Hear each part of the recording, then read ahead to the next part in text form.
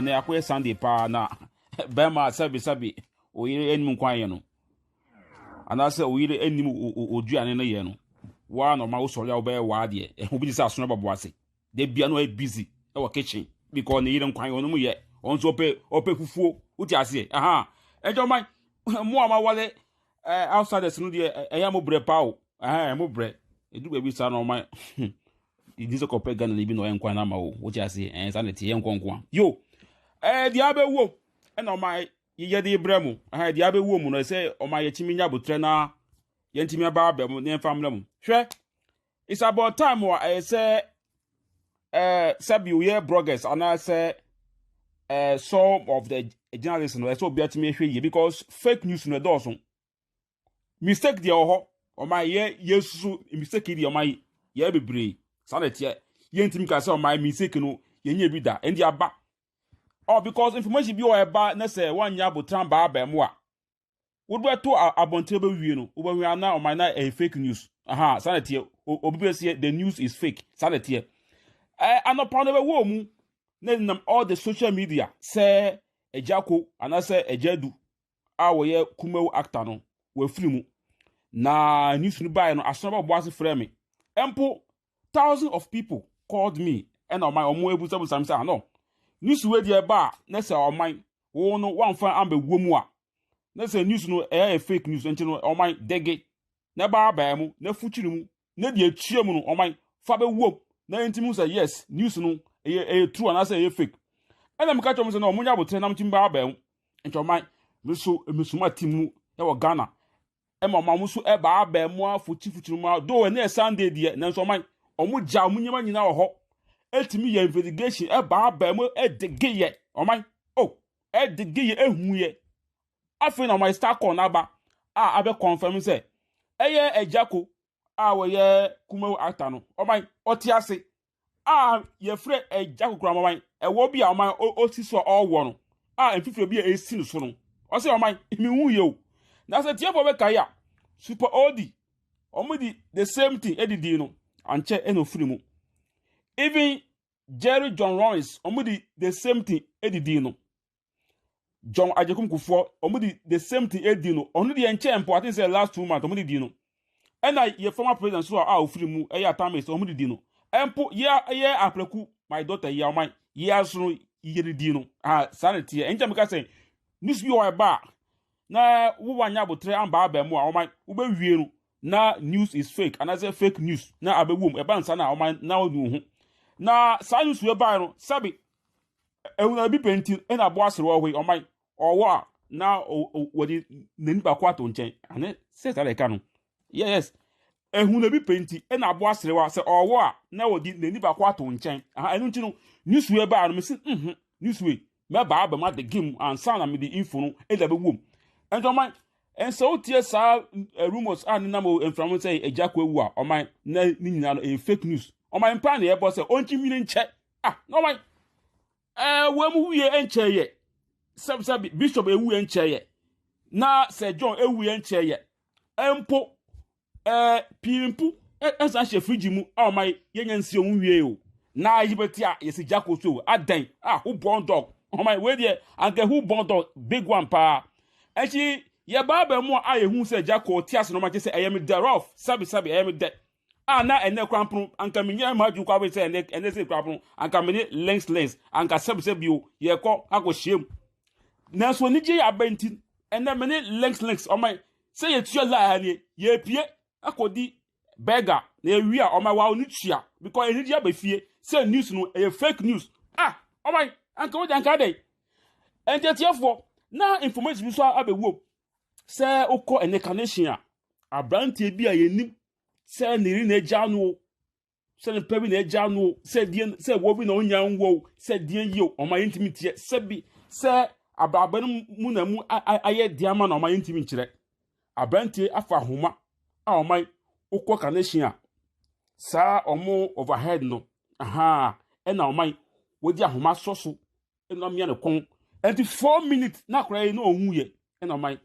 area boys eye te eno ma hu timi so abranti mu se akua enti ankanye area boys di a agesi ano anka hesanya breaking news bi a che say akwara bi so oman wewu a ono ankasa na ede ekum ne ho why don't forget to so we mistake na wankasa hukum ho a ehwo no mo say yes ewiase we atemu da we e real we say yes amaya o metwa woti no because the Bible ka e wo Hebrew no say etwa say nipa ewu preko pe na after ewuo no atemu obi no ho now they mistake na wankasa hukum ho no ho na ko ho no na uko asamado ho no mo a omo ankasa ekum omo ho no ubehu the kind of asutun a omo anya aka wo no sabe anka unye sa bogus we entiatiefo na say na ebo ho say ejako oman otias life BNC ye na BNC no a oman obesi di say ne tam no so ansa no otwedi ampon heden ato ni sa fe no ohun ye sa news no na oman it was fake na mtimba aba ento oman mesuma timu e wo Ghana e ma musu e ba aba mu afuchi mu do we na Sunday die na so oman omu ja omu nyema nyina wo ho etimi ye investigation e ba aba mu e dege ye oman e dege ye ehun ye afi na my star call na ba abe confirm say eye ejako we ye kuma actor no oman otiase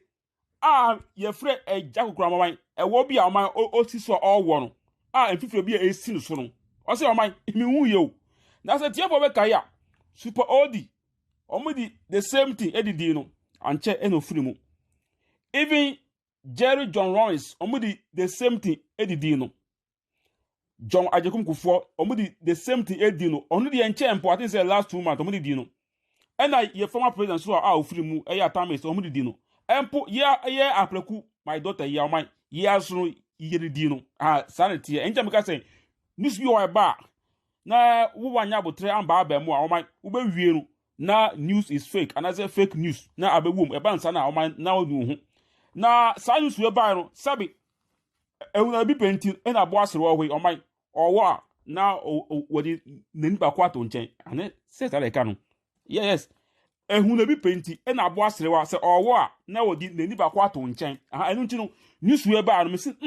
news we me ba aba ma de game ansa na me de info no e da be wom